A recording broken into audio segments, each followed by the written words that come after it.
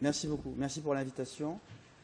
Et puis, merci pour l'occasion, effectivement, d'essayer de faire un peu une mise au point, parce qu'il y a eu quand même pas mal de données ces 12 derniers mois, des données qui sont probablement assez solides pour que ça puisse influencer la conduite des recommandations nouvelles qui vont avoir lieu et qui vont être disséminées en 2015.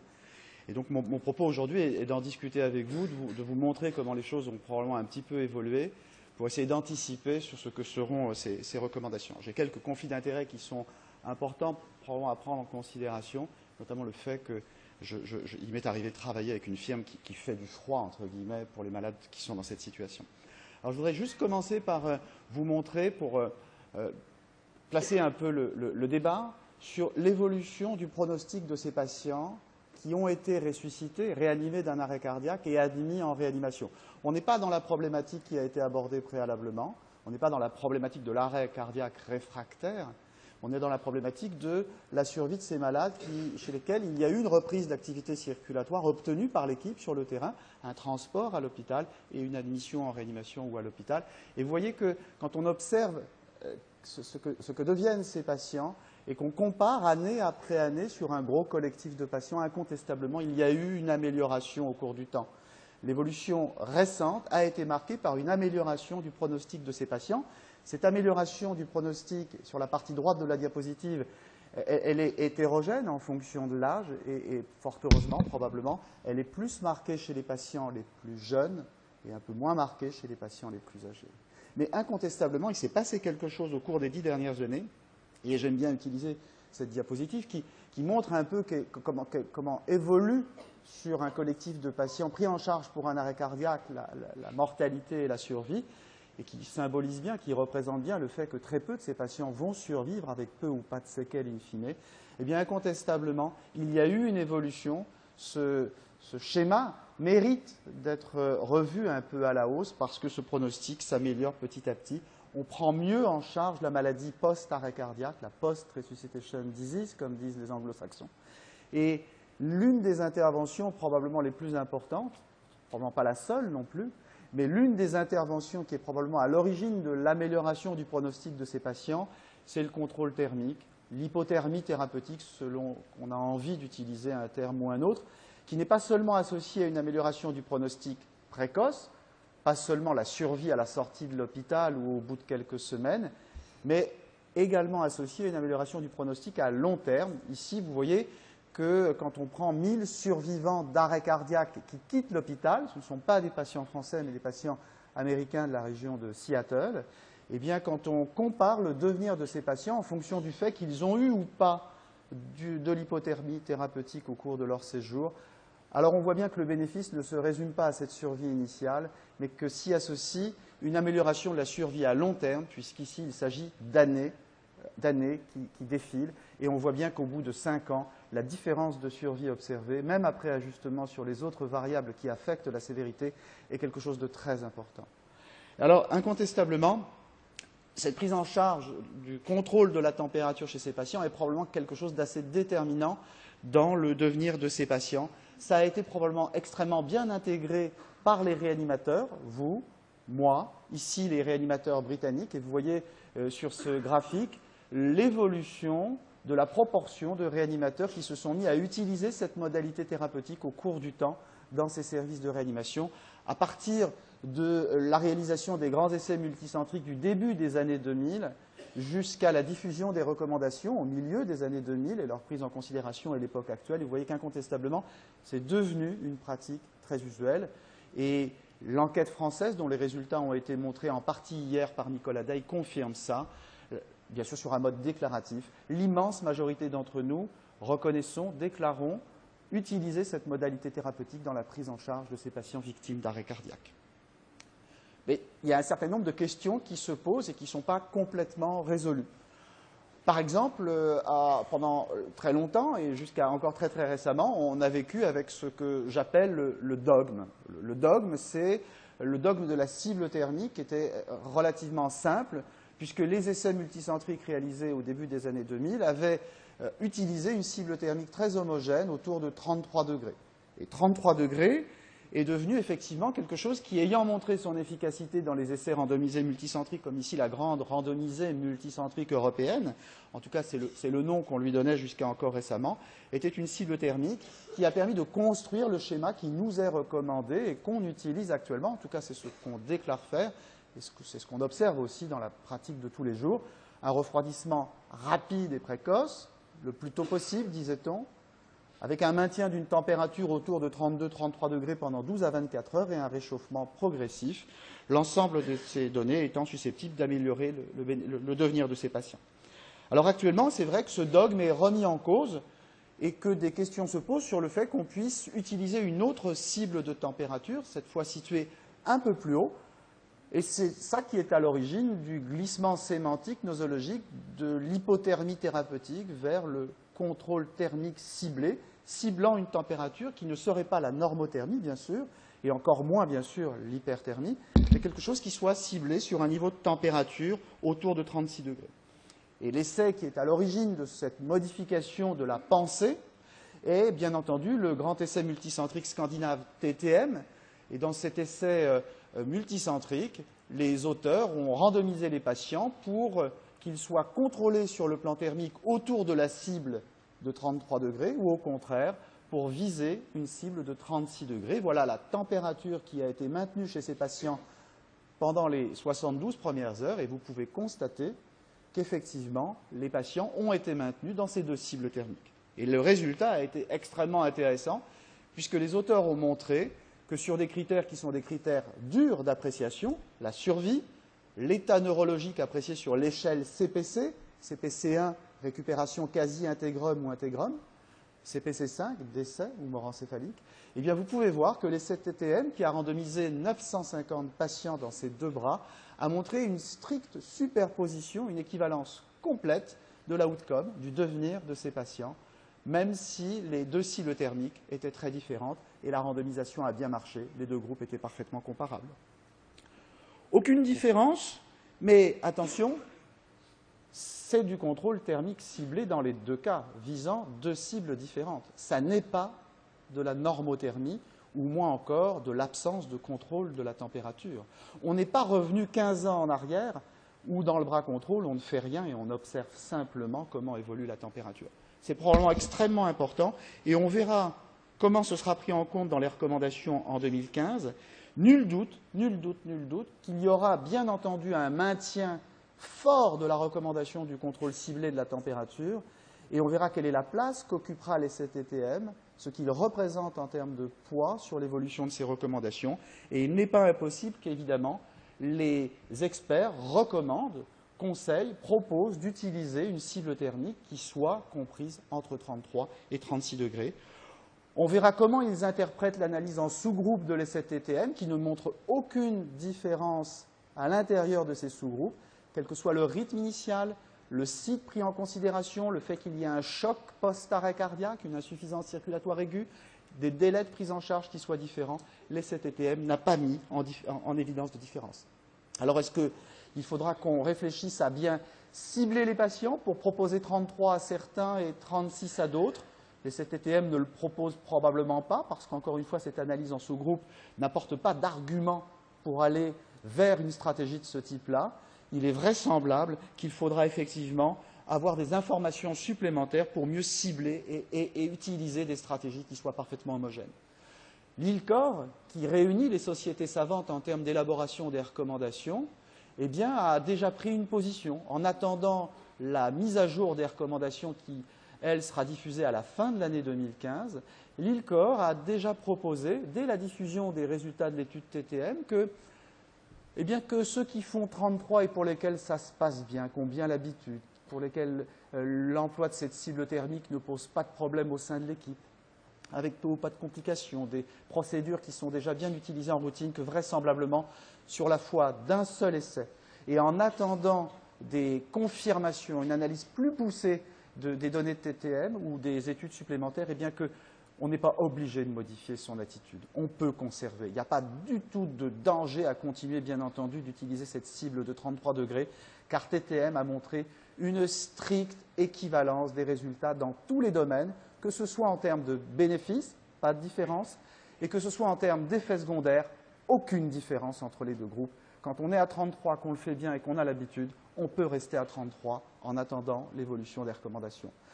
Si on ne le faisait pas avant et qu'on se met à introduire l'hypothermie thérapeutique chez certains patients et qu'on a envie de commencer par faire ça à 36 degrés, de mettre en place une procédure qui semble éventuellement plus simple à ce niveau-là, ce n'est pas interdit non plus. Et c'est pour ça que l'ILCOR a pris position d'emblée. Et on verra si elle va un peu plus loin au moment de l'élaboration des recommandations.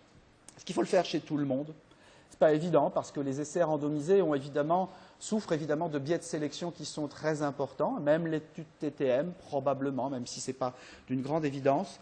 Les essais randomisés ont globalement quand même beaucoup étudié les patients qui ont été ressuscités de ce qu'on appelle un rythme choquable, une fibrillation ventriculaire ou une tachycardie ventriculaire sans pouls, dont le pronostic est évidemment très différent de la systolie sur asphyxie.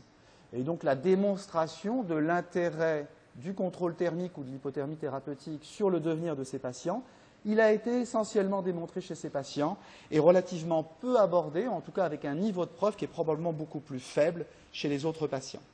Chez ces patients-là, chez lesquels le tracé reste incontestablement de ce niveau-là pendant la ressuscitation et dès le début, alors le niveau de preuve est beaucoup plus faible et même l'agrégation des données provenant des petites études, petites en termes de nombre de patients inclus, sur ces patients réanimés d'un rythme non choquable, n'emporte pas la conviction et ne permet pas de se faire un avis extrêmement fiable sur le fait que faire de l'hypothermie thérapeutique ou du contrôle ciblé de la température soit à coup sûr associé à un bénéfice chez ces patients. Le rythme non choquable, c'est probablement une manière de regarder, de marquer, d'isoler, de sélectionner un sous-groupe à très mauvais pronostic pour lequel cette modalité, ce schéma thérapeutique est probablement associé à un moindre bénéfice. C'est ce qu'on avait montré dans le collectif du registre parisien de Cochin, dans lequel on avait montré que chez les malades choquables, le fait de faire de l'hypothermie thérapeutique était associé à un bénéfice important avec un odds ratio à 2, comme dans les études randomisées. Mais vous le voyez, dans le sous-groupe des patients non choquables, on ne retrouvait pas d'association entre la pratique de l'hypothermie et une amélioration du pronostic neurologique, une survie avec un CPC 1 ou 2. Et ça se traduit dans la pratique. Quand on regarde ce que nous faisons, ici sur le registre du Centre d'expertise mort subite Île-de-France qu'on a mis en place il n'y a pas très longtemps, il y a 2-3 ans maintenant, mais qui collige maintenant 13 000 cas sur ce qu'on appelle le Grand Paris, très exhaustif, dont les premières données avaient été publiées l'année dernière, eh bien vous voyez que ce qu'on fait, ce que vous faites, c'est ça. Là, c'est plus du déclaratif. C'est patient par patient ce qui a été fait. Et quand on regarde sur les choquables, on en fait dans 3/4 des cas. Mais par contre, chez les non choquables, 1 fois sur 2, pas plus, et qui poisent. On n'est pas sûr, vous et moi, que ce soit vraiment associé à un bénéfice. On est plus près de la pièce de monnaie qu'autre chose en termes de prise de décision. Il y a les croyants et les non-croyants. Et forcément, il faudra probablement des données plus lourdes, confirmatoires, peut-être s'intéressant à ces patients à très mauvais pronostic, pour être sûr que oui ou non, faire ce schéma thérapeutique est associé à un véritable bénéfice. Est-ce qu'il faut commencer tôt en 2015 ? Il y a des données supplémentaires qui sont venues s'approprier ce champ de connaissances, s'ajouter à ce qu'on savait déjà. Ce qu'on savait déjà, c'était ce qui venait des études expérimentales. Chez le petit animal, chez le rongeur, chez le lapin, quand on teste le fait de commencer l'hypothermie thérapeutique après un arrêt cardiaque réanimé et qu'on teste le fait de le commencer très tôt ou décalé dans le temps, au bout de quelques heures, en l'appliquant plus ou moins longtemps, les meilleurs résultats sont toujours observés de manière quasi constante chez les animaux qui ont eu le froid très tôt. Dans tous les papiers, quasiment dans tous les papiers. Le problème, c'est qu'on n'est pas des rongeurs, qu'on n'est pas des petits animaux, et que dans notre vie de tous les jours, quand on veut appliquer le froid très tôt et qu'on veut l'appliquer par exemple sur le terrain ou dans l'ambulance qui transporte le patient à l'hôpital, on n'observe pas forcément les mêmes résultats. On n'arrive pas à mettre en relation les bons résultats expérimentaux observés chez l'animal qui plaident en faveur de l'utilisation précoce de l'hypothermie thérapeutique et sa transformation dans des résultats cliniques qui seraient intéressants. Et même si de temps en temps, et vous le savez, certains y croient tellement qu'ils sont prêts à utiliser des moyens qui sont les moyens appropriés ou disponibles, et un peu comme tu l'as montré, Pierre, tout à l'heure. Après tout, si dans le magasin, il y a quelque chose qui est froid près de cette victime qui vient d'être ressuscitée, j'ai tendance à l'utiliser parce que j'y crois vraiment. Et quand je regarde les données cliniques publiées, et là aussi, même en les réunissant, en les méta-analysant, eh bien, vous voyez que quand on regarde les données, qu'on les agrège provenant des données où on a regardé si les patients avaient eu du froid très tôt ou seulement à l'arrivée à l'hôpital, vous voyez que ça n'emporte pas la conviction, ça ne semble pas montrer un résultat qui plaide en faveur de l'utilisation précoce du refroidissement, en tout cas avec les méthodes utilisées actuellement pour le faire en préhospitalier. Et ça compte probablement.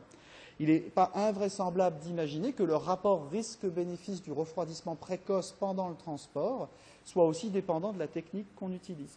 Avec les techniques qui sont utilisables actuellement, force est de constater que même si c'est associé à certaines critiques, quand on randomise un grand nombre de patients, c'est ce qui a été fait dans cette étude qui a été publiée en tout début d'année 2014 aux États-Unis, eh bien qu'on stratifie la randomisation entre les choquables et les non choquables pour s'affranchir de toute discussion de ce point de vue, et qu'on refroidit ces patients ressuscités d'un arrêt cardiaque avec du sérum salé froid pendant le transport, c'est la méthode la plus simple à utiliser et c'est celle qui est le plus pratiquée dans cette situation-là, alors on n'observe absolument aucune différence d'évolution. Absolument aucune différence de survie entre les patients qui ont eu le froid pendant le transport et ceux qui ont eu le refroidissement seulement à l'arrivée à l'hôpital pour la plupart d'entre eux. Pas de différence, si ce n'est peut-être même un peu plus d'effets secondaires avec cette technique chez les patients qui ont eu le refroidissement par remplissage vasculaire froid pendant le transport, un peu plus de réarrêt et un peu plus d'événements, notamment d'événements respiratoires qui laissent envisager que les malades qui ont eu du remplissage froid ont eu un peu plus d'œdème pulmonaire pendant cette phase-là. Donc, encore une fois pour l'instant, la certitude qu'on puisse le faire chez des malades ressuscités pendant le transport n'est pas réellement établie et il n'est pas invraisemblable par contre d'envisager qu'avec une technique qui serait appropriée, débuter encore plus tôt, être encore plus agressif, faire le froid pendant l'arrêt cardiaque, soit éventuellement associé à un bénéfice, pendant la ressuscitation. Chez l'animal, ça marche et ça donne des résultats qui sont très très impressionnants. Chez l'être humain, pour l'instant, la transformation n'est pas réussie. Il y a peu de données solides. Il y a cette belle étude randomisée qui a été réalisée dans la région de Rhône-Alpes, en France, et qui a été publiée récemment dans Intensive Care Medicine. Les patients ont été randomisés pour avoir ou pas du remplissage vasculaire froid pendant la réanimation cardio-pulmonaire. Le critère de jugement utilisé, c'était l'appréciation du dégât cérébral sur le relargage plasmatique d'une protéine qui marque le dégât cérébral, la NSE, et vous voyez qu'il n'y a eu aucune différence significative qui puisse plaider en faveur de cette pratique. Donc pour l'instant, là aussi, dans ce domaine et avec cette technique, et ça évoluera peut-être, parce que peut-être qu'à un moment donné, on aura peut-être la possibilité de faire du refroidissement très tôt sur le terrain, pendant l'arrêt cardiaque, avec d'autres méthodes que ce remplissage vasculaire. Et peut-être qu'à ce moment-là, on sera capable, avec une méthode qui est un peu moins délétère sur le plan hémodynamique, de montrer qu'on peut obtenir une protection cérébrale efficace sans avoir les effets délétères de la technique utilisée. Mais c'est un exemple, parce que l'essai est en cours actuellement, qu'on peut refroidir l'organisme et notamment le territoire vasculaire cérébral très très rapidement en décomprimant du gaz très froid dans la cavité oropharyngée. C'est une application commerciale qui s'appelle le Rhinochill. Et bien avec cette technique, dans les essais pilotes qui avaient été réalisés, des résultats très encourageants ont été obtenus. Il y a d'autres essais qui sont en cours actuellement. Et on verra si ces techniques, qui sont peut-être plus simples à employer, plus sélectives, peuvent apporter un résultat intéressant. Est-ce qu'il faut utiliser une technique ou une autre quand on le fait à l'hôpital, à l'arrivée ou aux urgences? Très rapidement, pour l'instant, il n'y a aucune supériorité qui a été démontrée en faveur d'une technique ou d'une autre. On peut utiliser la technique qu'on maîtrise le mieux, mais vraisemblablement, il est logique de recommander quand même d'employer une technique dont le refroidissement soit contrôlé par la température du patient. Des systèmes qui soient asservis à la température du patient sont vraisemblablement des systèmes qui exposent moins aux complications, à l'overshooting, comme on dit, ou à la difficulté qu'on a ensuite à maintenir la température et qui pourront aussi être utilisés pour le réchauffement progressif. Si je fais du refroidissement, et je dois probablement le faire très très bien, si je contrôle correctement la température, il est super important vraisemblablement d'être attentif aux complications qui peuvent survenir. Ces complications, je vous le remonte dans les 7 TTM, que je choisisse 33 ou 36, elles seront strictement équivalentes. elles ne sont pas forcément liées au froid lui-même. Elles sont liées en grande partie, pour beaucoup d'entre elles, au syndrome post-ressuscitation. Ce n'est pas forcément des choses, encore une fois, qui sont liées au froid, mais que je fasse 33 ou 36, ce sera pareil. J'observerai des infections, c'est sûr. Peut-être un peu plus d'infections que si je n'avais pas fait de contrôle thermique. C'est ce qu'on avait montré dans des données qui sont rétrospectives et observationnelles, mais sur un grand nombre de patients. Et ce n'est pas étonnant que j'observe des complications infectieuses. Ce n'est pas forcément que lié au froid. Oui, ce malade qui a été intubé sur le terrain avec un accès difficile aux voies aériennes, qui a été massé, qui a sûrement un peu inhalé, est un malade qui est exposé. Et peut-être que le fait de faire du froid, ça a un effet sur le système immunitaire, l'expose encore un petit peu plus à la survenue de ces complications, et je dois être attentif à les repérer. Nous, en tout cas, ce qu'on avait montré, c'est que, indépendamment du reste, le fait de faire du froid multiplie par 2 le risque de survenue de ces complications infectieuses pulmonaires. Est-ce qu'il faut que je donne des antibiotiques systématiquement à ces malades? C'est une grande question, non résolue, et c'est la raison pour laquelle, actuellement, un essai randomisé est en cours, l'essai Antarctique, qui est piloté par les gens de Limoges, dans lequel les patients sont randomisés pour avoir ou pas des antibiotiques systématiquement pendant les 48 premières heures après la réanimation, pendant l'hypothermie. Il y a bien d'autres désordres qui peuvent survenir pendant cette phase post-ressuscitation, et il est très difficile de les aborder tous maintenant. Ce serait trop compliqué. Ils sont bien répertoriés.